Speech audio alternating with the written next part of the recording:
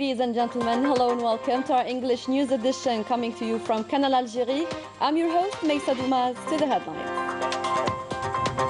Following the invitation of the Italian President Sergio Mattarella, the President of the Republic Abdelmajid Tebboune pays a 3-day state visit to the Italian Republic. The Algerian-Italian relations are solid, especially on the historic and economic levels. We will delve into more details in our news edition.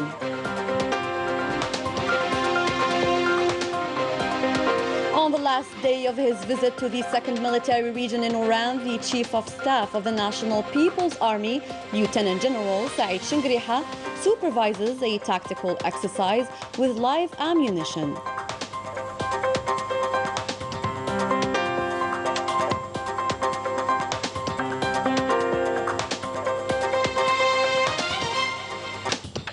And in Western Sahara, a delegation of American female activists were prohibited from visiting Sultana Khaya in her own house.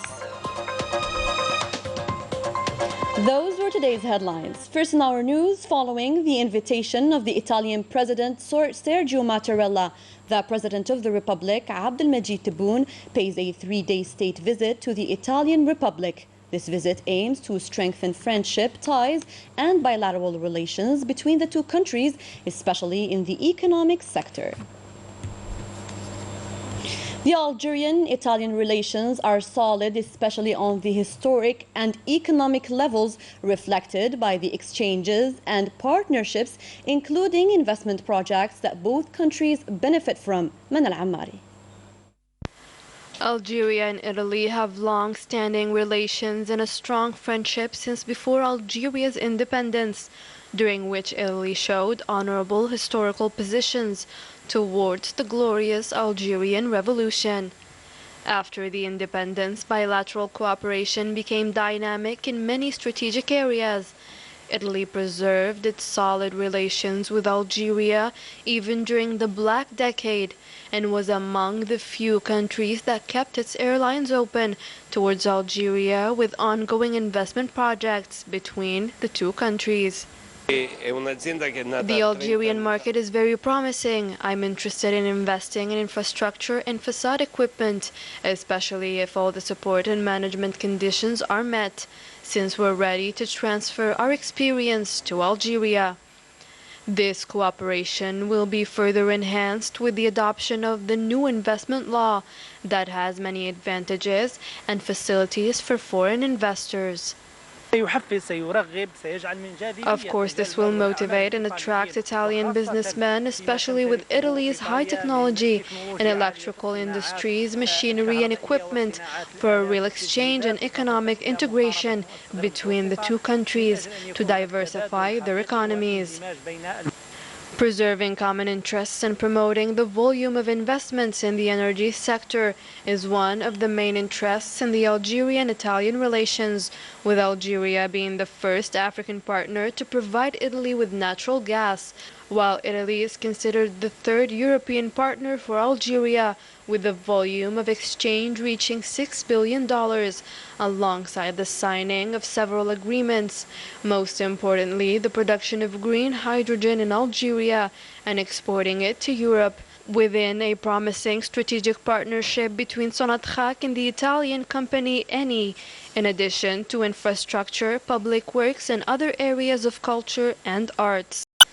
The convergence of views on many of the current international and regional issues of common interest were tackled during an extensive visit carried out by Italian officials in Algeria recently, in light of the current international and regional challenges, with appreciation and gratitude for historical figures that left their mark on these bilateral relations, such as Enrico Mattei, who gave a lot to the Algerian industry in the area of natural gas, for which he was honored. The Prime Minister, Ayman bin Abdurrahman, chaired on Tuesday a government meeting devoted to several ministerial sectors. In the field of seawater desalination, the Energy Minister made a presentation on the program approved by the President of the Republic, which stipulates the establishment of 3 desalination stations with a total capacity of 150,000 cubic meters per day in the province of Al-Tarf, Bijaya, Boumerdas, Tipaza and Oran. In the field of housing, the government listened to a presentation by the Minister of Housing on the measures taken to reduce the period of obtaining a building permit. In the field of public works, the Minister of Public Works presented the project to expand the port of Jinjan in the province of Jijil.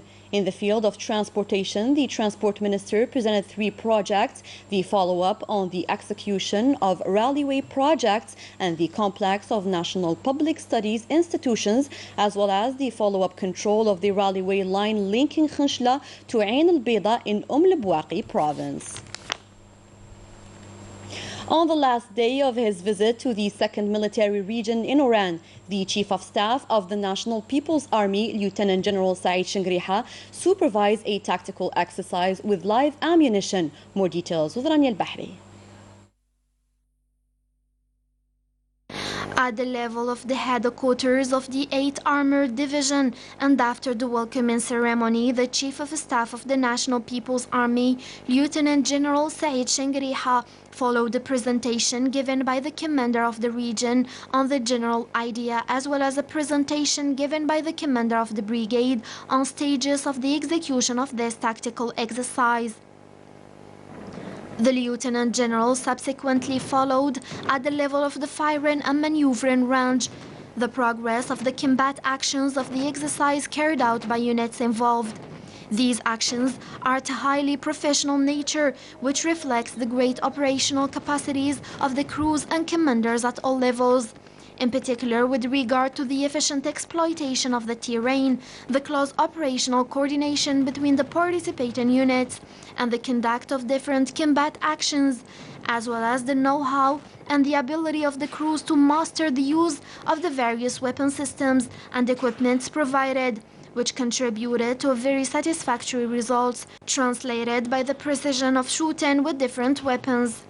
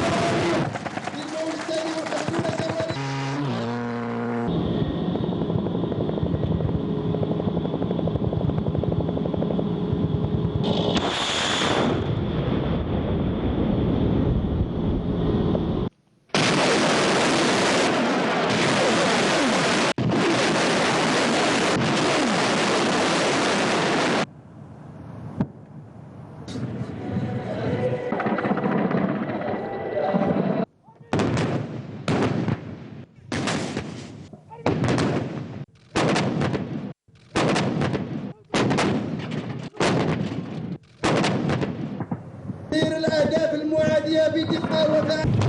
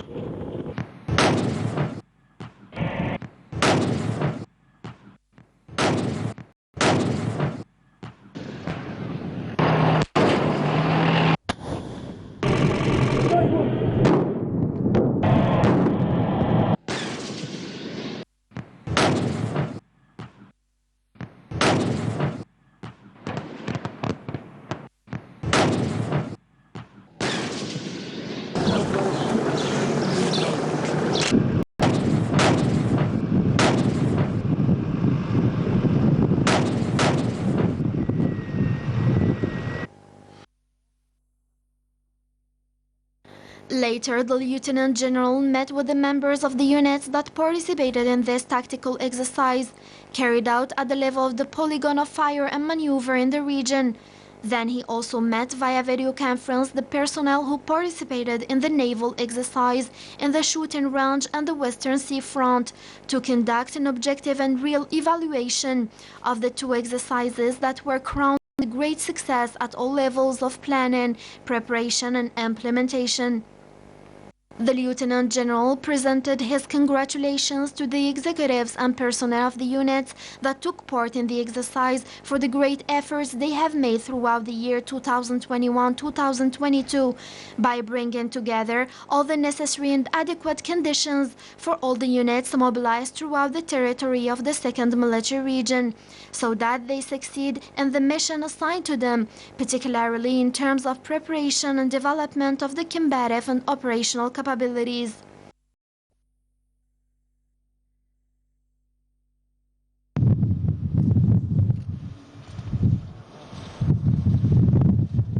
At the end, the Lieutenant General proceeded to inspect the field hospital deployed during this tactical exercise and which was equipped with all the necessary medical equipments for such situation, such as delicate operating rooms, before inquiring about the battalion fuel supply, responsible for ensuring the missions of logistical support for the benefit of the various units.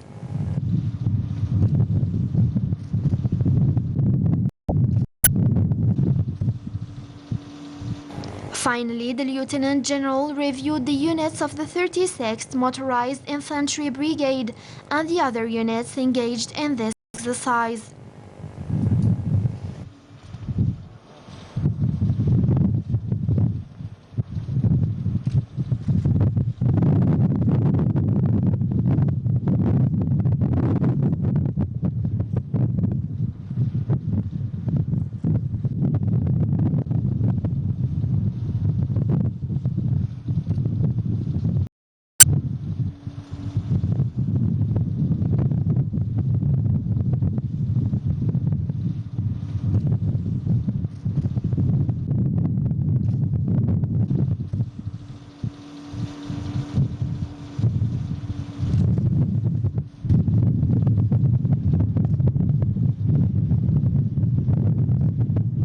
The Foreign Affairs and National Community Abroad Minister Ramtan Al-Amamra received on Tuesday Professor Mohammed Belhoussine, Commissioner for Education, Science, Technology and Innovation at the African Union.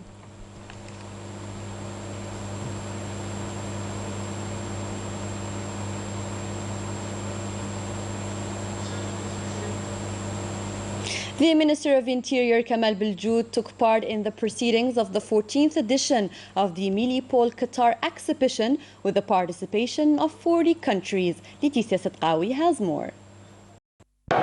It is the 14th edition of the Milipol Qatar event organized between the 24th and the 26th of May at Doha Exhibition and Convention Center.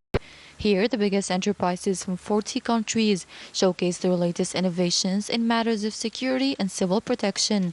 Algeria, that gives great importance to this field, is present in the Qatari capital. Today, we participated in the opening of the Milipol Qatar Exhibition 2022 that concerns the latest innovations in security and civil protection. It is an important opportunity to closely follow the modern technologies in the domain and to benefit from these innovations. We will focus our efforts to be in line with the latest technologies in the field. Milipol Qatar, the international event on safety and interior security of states that are called to face crucial security challenges in a context marked by the rise of criminality in all its shapes, terrorism and cyber threats. Facing all these risks, security services constantly modernize their equipment, as witnessed through the impressive progress achieved by technical and scientific police around the world. The National Fair of Training returns with its 15th edition and more than 50 training schools that are offering various opportunities to students. Details with Najah Tayyar.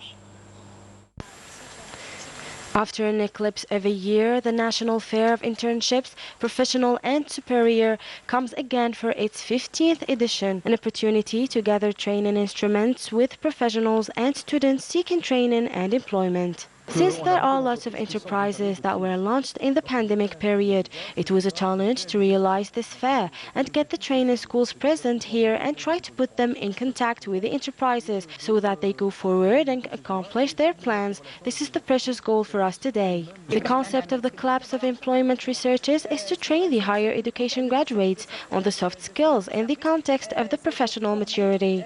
From BTPH at IT training, passing to the human resources, numerous internships are offered in this edition's fair. I'm a student at Bebzouar. I came here to learn about the training offered by the exhibitors and find the internship that corresponds to my area of expertise. We came to the fair to find the internships that help us complete our training and process engineering specialty. This fair gives the opportunity for the students to reach companies, thus make it easy for the student to move from the academic life to the professional one, through the internships and trainings present here. Over 50 training institutions take part at the fair's 15th edition that will take place until the next Thursday at the International Conference Center Abdulatif Rahal. In Morocco, the anger took over all the categories of society that denounced the deterioration of the economic situation by calling out the Makhzen regime's inability to respond to citizens' preoccupations. Once again, the Moroccan Social Front called for mass protests on Sunday, May 29th, under the slogan against the price hike repression and the normalization with the Zionist entity. Many organizations and trade unions took part in these demonstrations to condemn the growing tyranny of the Makhzen regime.